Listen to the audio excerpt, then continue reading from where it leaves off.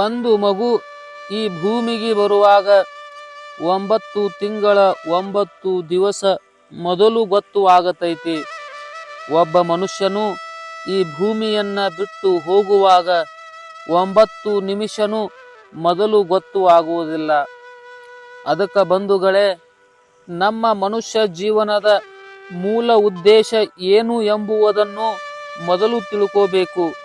ಅಣ್ಣ ಬಸವಣ್ಣನವರು ಹೇಳ್ತಾರು, ನೆರೆ ಕೆನ್ನೆಗೆ ತೆರೆಗಲ್ಲಕ್ಕೆ ಶರೀರ ಗೂಡ ಹೋಗುವ ಮೊದಲು, ಹಲ್ಲು ಹೋಗಿ ಬೆನ್ನು ಬಾಗಿ ಅನ್ಯರಿಗೆ ಹಂಗು ಆಗುವ ಮೊದಲು, ಕಾಲ ಮೇಲೆ ಕೈಯನೂರಿ ಕೋಲ ಹಿಡಿಯುವ ಮೊದಲು, ಮುಪ್ಪಿನಿಂದ ಸೌಂದರ್ಯ ಒಪ್ಪ ಅಳಿವ ಮೊದಲು, ಮೃತ್ಯು ಮುಟ್ಟದ ಮೊದಲು ಪೂಜಿಸು ಕೂಡಲ ಸಂಗಮ ದೇವನನ್ನ. ನಮ್ಮ ದೇಹದಾಗ ಶಕ್ತಿ ಇರುವುದರಾಗ, ಮುಪ್ಪು ಬರುವುದರಾಗ, ನಮ್ಮ ಯೌವನವಾದಂತಹ ಜೀವನ ಇದ್ದಾಗ ಅಧ್ಯಾತ್ಮ ಜ್ಞಾನ ಪಡೆಯಬೇಕು. ಒಂದು ಮಗು ಸಾಲಿಗೆ ಹೋಗಬೇಕಾದರೆ ಒಂದು ವಯಸ್ಸ ಬೇಕು. ಕೋಟ್ ಹಾಕುವುದಕ್ಕಾಗಿನೂ ಒಂದು ವಯಸ್ಸ ಬೇಕು. ಮದುವೆ ಆಗುವುದಕ್ಕಾಗಿ ಒಂದು ವಯಸ್ಸ ಬೇಕು. ಆ ಪರಮಾತ್ಮನ ಪ್ರಾಪ್ತಿಗಾಗಿನೂ ಒಂದು ವಯಸ್ಸ ಬೇಕಲ್ಲ. ಸಂತ ತುಕಾರಾಮ್ ಮಹಾರಾಜರು ಹೇಳ್ತಾರು, ತರುಣ ಭಾಗ್ಯವಂತ ನಟೆ ಹರಿ ಕೀರ್ತನಾಥ. ಭಜನಾ ಕೀರ್ತನದಲ್ಲಿ ತರುಣರು ಇದ್ದರು ಅಂದರೆ ಅದು ಒಂದು ಶಕ್ತಿ ತಯಾರಾಗತೈತಿ. ಸ್ವಾಮಿ ವಿವೇಕಾನಂದರು ಹೇಳ್ತಾರು, ಮಕ್ಕಳು ದೇವರ ಮನೆಯ ಹೂವುಗಳು. ಅದಕ್ಕೆ ಬಂಧುಗಳೇ, 8 ವರ್ಷ ವಯಸ್ಸ ಇದ್ದಂತಹ ಮುಕ್ತಾಬಾಯಿ 1400 ವರ್ಷ ವಯಸ್ಸ ಇದ್ದಂತಹ ಚಾಂಗದೇವ್ ಮಹಾರಾಜರಿಗೆ ಗುರುವಾದಳು. 16 ವರ್ಷದಾಗ ಅಕ್ಕ ಮಹಾದೇವಿ ಶರಣರಲ್ಲಿಯೇ ಶ್ರೇಷ್ಠ ಅನಿಸಿಕೊಂಡಳು. 12 ವರ್ಷ ಇದ್ದಂತಹ ನಚಿಕೇತ ಯಮನ ಜೊತೆ ಸಂವಾದ ಮಾಡಿದ.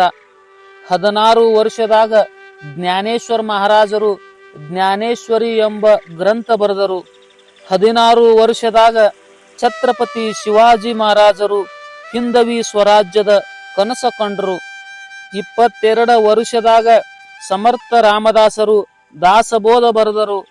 24 ವರ್ಷ ಇದ್ದಾಗ ಶಂಕರಾಚಾರ್ಯರು ಅದ್ವೈತ ಸಿದ್ಧಾಂತ ನಿರ್ಮಾಣ ಮಾಡಿದರು.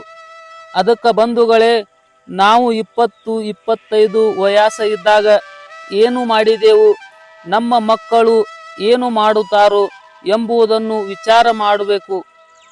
ನಮ್ಮ ಬಾಲ್ಯ ಜೀವನದಾಂದ ಸಂಸ್ಕಾರದ ಮೇಲೆ ತಾರುಣ್ಯ ಜೀವನ ನಿಂತಿರತೈತಿ. ತಾರುಣ್ಯದಾಗ ಮಾಡಿದಂತಹ ಕರ್ಮದ ಮೇಲೆ ಮುಪ್ಪಿನ ವಯಸ್ಸದಾಂದ ಸುಖ ದುಃಖ ನಿಂತಿರತೈತಿ. ಅದಕ್ಕೆ ಪುಣ್ಯಾತ್ಮರೇ, ನಮ್ಮ ಕರ್ಮ ಚಲೋ ಇರಬೇಕು. ಸಂತ ಕಬೀರದಾಸರು ಹೇಳ್ತಾರು, ಕರ್ಮ ತೇರಿ ಅಚ್ಚಿ ಹೈ ತೋ ಕಿಸ್ಮತ್ ತೇರಿ ದಾಸಿ ಹೈ, ನಿಯತ್ ತೇರಿ ಅಚ್ಚಿ ಹೈ ತೋ ಘರ್ ಮೇ ಮಥುರಾ ಕಾಶಿ ಹೈ. ಅದಕ್ಕೆ ಪುಣ್ಯಾತ್ಮರೇ, ನಮ್ಮ ಕರ್ಮ ಮತ್ತು ಕಾರ್ಯ ಒಳ್ಳೆಯವ ಇರಬೇಕು. ನಾವು ಎಷ್ಟೇ ಸಂಪತ್ತ ಗಳಿಸಿದರೂ ಅದು ಇಲ್ಲೇ ಉಳಿತೈತಿ. ಆ ಸಂಪತ್ತಕ್ಕಾಗಿ ನಾವು ಏನೇನು ಕರ್ಮ ಮಾಡಿದೆವು ಅದನ್ನ ಭೋಗಿಸಬೇಕಾಗತೈತಿ.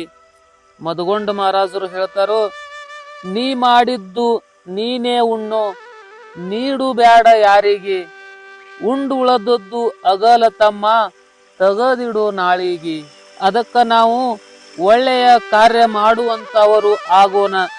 ಶರಣರು ಹೇಳಿದಂಗ ಕಳಬೇಡ, ಕೊಲ್ಲಬೇಡ, ಖುಷಿಯ ನುಡಿಯಲು ಬೇಡ, ಮುನಿಯಬೇಡ, ಅನ್ಯರಿಗೆ ಅಸಹ್ಯ ಪಡಬೇಡ, ತನ್ನ ಬಣ್ಣಿಸಲು ಬೇಡ, ಇದರು ಹಳಿಯಲು ಬೇಡ. ಇದೇ ಅಂತರಂಗ ಸುದ್ದಿ, ಇದೇ ಬಹಿರಂಗ ಸುದ್ದಿ, ಇದೇ ನಮ್ಮ ಕೂಡಲ ಸಂಗಮ ದೇವನನ್ನ ಒಲಿಸುವ ಪರಿ. ಎಲ್ಲ ಅಧ್ಯಾತ್ಮ ಪ್ರೇಮಿಗಳಲ್ಲಿ ಅನಂತ ಅನಂತ ವಂದನೆಗಳು. ಜಯ ಜಯ ರಾಮಕೃಷ್ಣ ಹರಿ.